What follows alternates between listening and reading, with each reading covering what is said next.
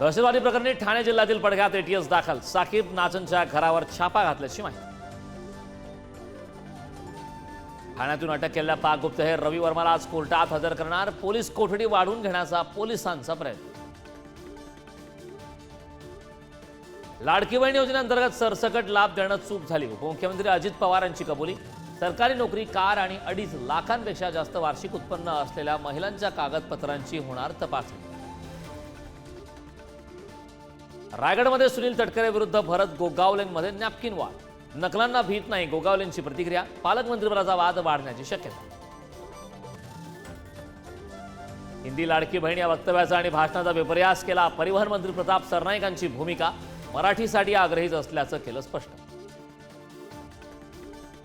संभाजीनगरच्या घाटी रुग्णालयात नर्सच्या नियुक्तीपत्रांसाठी 20 लाख घेतल्याचा आरोप. 2018 पासून खोट्या नियुक्तीपत्रांच्या माध्यमातून गैरप्रकार सुरू. देशातील कोरोना रुग्णांची संख्या 4000च्या घरात. कोल्हापुरात 72 वर्षीय वृद्ध महिलेचा मृत्यू. काळजी घेण्याचं आवाहन. सीएनजी दरात पुन्हा वाढ. प्रति किलो 50 पैशांनी महागला. मागच्या 6 महिन्यात चौथ्यांदा सीएनजी दरात वाढ. रिक्षा भाडेवाढीचीही शक्यता. संत गजानन महाराजांची पालखी शेगावहून पंढरपूरकडे मार्गस्थ. 700 वारकरी 33 दिवसांचा करणार पायी प्रवास.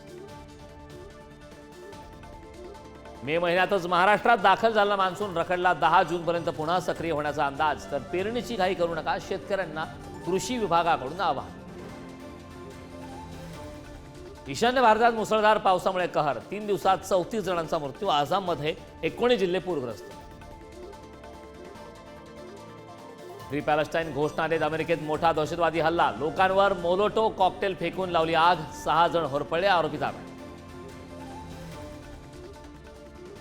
मुंबईवर दणदणीत विजय मिळवत तब्बल 11 वर्षांनंतर किंग्ज इलेव्हन पंजाब IPLच्या फायनलमध्ये धडकला. कर्णधार श्रेयस अय्यरचं तुफान अर्धशतक. उद्या रॉयल चॅलेंजर बेंगळुरू विरुद्ध पंजाब किंग्ज 11 फायनलचा सामना रंगणार.